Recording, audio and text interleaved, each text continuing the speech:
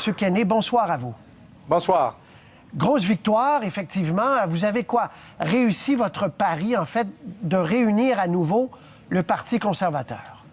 Oui, on a gagné 55 des votes, le plus grand nombre des votes jamais dans l'histoire électorale de l'Alberta, sur un mandat très profond pour créer la croissance économique, les emplois et pour lutter pour une situation juste pour l'Alberta à l'intérieur de la Fédération canadienne. Bon, bien justement. Alors, d'abord, vous dites, mon premier défi pour la croissance économique, c'est de faire sortir davantage mon pétrole de l'Alberta.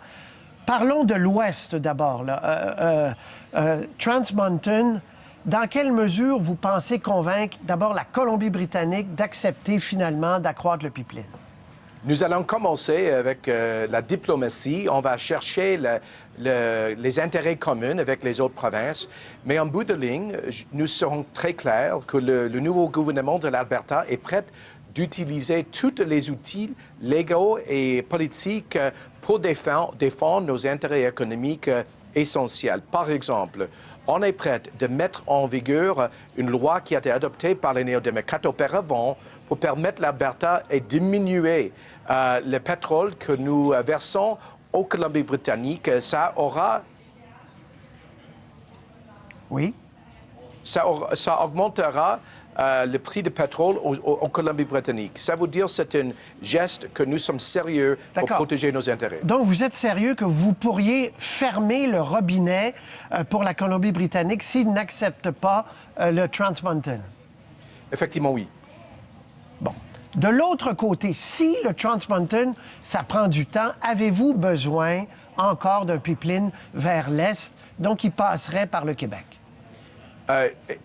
Nous aimerions avoir plusieurs pipelines parce que le Canada a la troisième plus grande ressource de pétrole au monde. Mais maintenant, nous perdrons dizaines de milliards de dollars par année parce que nous avons un seul marché international, ça veut dire les États-Unis. C'est la raison pour laquelle nous vendons notre pétrole à un prix un tiers moins que les Américains. Ça nuit tous les Canadiens. Parce que, écoutez, l'Alberta a versé plus de 600 milliards de dollars dans les transferts de parication aux autres régions, y compris le Québec, dans les dernières décennies.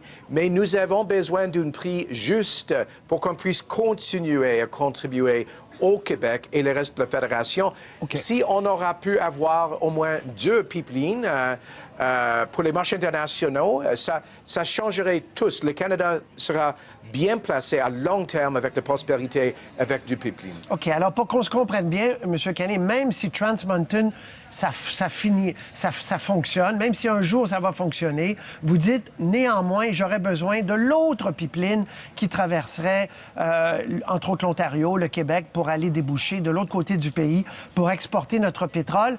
Alors, oui. Que répondez-vous à votre nouveau collègue, M. Legault, qui dit il n'y en a pas d'acceptabilité sociale pour ce pipeline-là au Québec? Mais j'espère d'avoir l'occasion d'avoir un entretien à longueur avec M. Legault, qui je respecte. Je respecte son accent sur la croissance économique, son engagement à diminuer la dépendance du Québec sur les parications. Mais cela étant dit, il y a les pipelines, les oléoducs qui fournissent le Québec avec l'énergie. L'économie Québec dépend sur les pipelines, y compris le pétrole qui vient de l'Alberta actuellement. Tout ce que nous voulons est de déplacer entièrement les importations de pétrole des États-Unis et des dictateurs de l'OPEC avec une augmentation de capacité à verser notre pétrole au Québec et au Canada Atlantique. Alors, il y a l'acceptabilité pour le pétrole au Québec actuellement.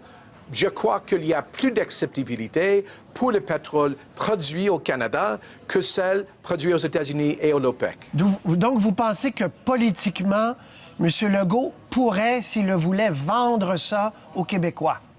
Oui, il y a eu un sondage, ça fait quelques semaines, qui indiquait que plus de 60% des Québécois préféraient d'acheter le pétrole canadien de l'Ouest que le pétrole étranger des États-Unis et de l'OPEC. Je crois que ça, c'est une bonne marque qu'il y a une majorité de Québécois qui qui veulent appuyer leurs voisins canadiens qui fournissent le Québec avec beaucoup de richesses dans le système de fabrication. Allez-vous venir, par exemple, ici, faire une tournée? Vous savez qu'il y a une élection fédérale qui vient.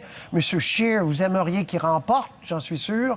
Allez-vous venir faire des tournées et tenter de convaincre les gens directement partout au pays? Exactement. Je ferai exactement ça. C'est la raison pour laquelle, mardi soir, dans mon discours de victoire, j'ai parlé français pendant plusieurs minutes pour envoyer un message d'amitié et de respect aux Québécois. Parce qu'écoutez, il y a eu une alliance stratégique et historique entre l'Alberta et le Québec. Dans les années de 80, René Lévesque et Peter Lougheed étaient les alliés contre l'ingérence constitutionnelle de Pierre Trudeau. J'aimerais, avec François Legault, renouveler cette alliance pour les deux provinces qui sont bien placées d'être les leaders dans la Fédération canadienne. Est-ce que les Albertains sont en colère contre ces propos du pétrole sale encore? Est-ce que ça a eu un effet négatif? Oui, il faut admettre. Je crois que M. Legault, peut-être, il va reconnaître qu'il n'était pas un bon choix des mots. Écoutez, notre énergie, c'est produit selon les normes environnementales et doit être la personne le plus élevée au monde. Je crois que les Québécois comprennent qu'ils préfèrent cette énergie-là à l'énergie vraiment sale, en point de vue environnemental, et doit être la personne des dictateurs de l'OPEC. C'est un choix. Dans le vrai monde, il faut prendre un choix. Vous avez dit, M. Kenney, que vous alliez organiser un référendum sur la péréquation chez vous si jamais les choses ne bougent pas assez vite pour vous. D'abord, quand ce référendum et quelles questions vous allez poser? Êtes-vous pour ou contre le principe de la péréquation? Vous allez avoir 99 % de vos citoyens qui vont dire qu'ils sont contre? Oui, tout à fait. Écoutez, ce que je dis est, si nous n'avons pas une pipeline pour accès au marché international pour notre pétrole, et si le fédéral ne retire pas les projets de loi comme C-69, qui est une menace profonde à notre industrie énergétique, nous aurons un référendum sur la section de la Constitution 36 qui touche sur la péréquation en octobre 2021. Écoutez, mais vous allez faire quoi avec le résultat? Parce que les gens, admettons qu'ils sont archi contre la péréquation, on s'en doute. C'est quoi la prochaine étape? Un référendum sur la souveraineté de l'Alberta? Je suis fédéraliste, mais j'aimerais apprendre du succès des leaders québécois qui étaient tellement efficaces à défendre les intérêts du Québec dans la fédération. Et l'idée de ce référendum vient d'une décision du Cour suprême sur la référence de sécession du Québec. Alors, le Cour suprême a dit à ce moment-là que si une province a un référendum sur une modification de la Constitution, ça lancera les pourparlers, les négociations avec le fédéral. Ça, c'est l'idée, c'est élever nos demandes de justice dans la fédération au sommet de débat dans la fédération. Donc, vous proposeriez en 2021 de rouvrir le dossier constitutionnel. Oui. Pourquoi pas de régler la question du Québec puis des Autochtones? Là, je veux dire, on voit le casse-tête devant nous. Écoutez, peut-être il y a des intérêts communs. C'est la raison pour laquelle j'espère qu'on puisse commencer avec une bonne relation avec le gouvernement Legault pour défendre nos intérêts communs.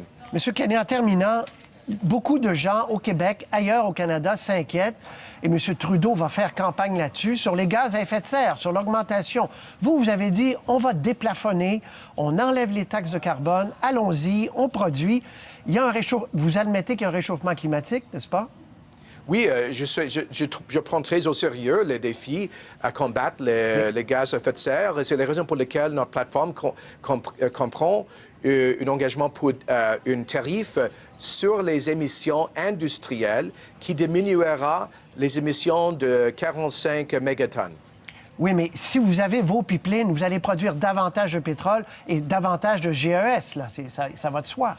si le Canada ne fournit pas les demandes croissantes internationales pour l'énergie, on va laisser ces marchés-là à l'Arabie saoudite, à l'Iran, Venezuela et la Russie. Je crois que c'est mieux pour le monde, mieux pour la stabilité et mieux pour l'environnement que le pays, avec les normes les plus rigoureuses, fournissent ces marchés croissants pour l'énergie. OK. Donc, en terminant, vous dites, parce qu'on a du pétrole, profitons-en au maximum, puis on va, oui, effectivement, polluer plus, mais dans le fond, si on ne le fait pas, d'autres vont le faire à notre place. Non, écoutez, il y aura dans notre tarif sur les émissions un incitatif pour les producteurs de pétrole à continuer à diminuer le carbon footprint de leurs produits. Et écoutez, une des choses les plus efficaces que nous pouvons faire comme Canadiens pour réduire les émissions de gaz à effet de serre sera d'exporter notre gaz naturel au marché asiatique pour qu'il puisse avoir les économies beaucoup plus nettes au plan environnemental. Ça sera une période dans l'histoire de la politique canadienne fascinante qui commence. Monsieur Kenney, merci de cet entretien. C'est intéressant de pouvoir parler aussi en français avec un premier ministre de l'Alberta. Nous le saluons, Monsieur Kenney. Désolé de mon français pénible. Non, il est très bien. Non, il est très bien. Puis on a noté le jour d'élection que pour vous, c'est important de venir convaincre les gens partout au pays et au Québec. On verra la suite des choses. Merci pour cette entrevue. C'est moi qui vous remercie. Au revoir.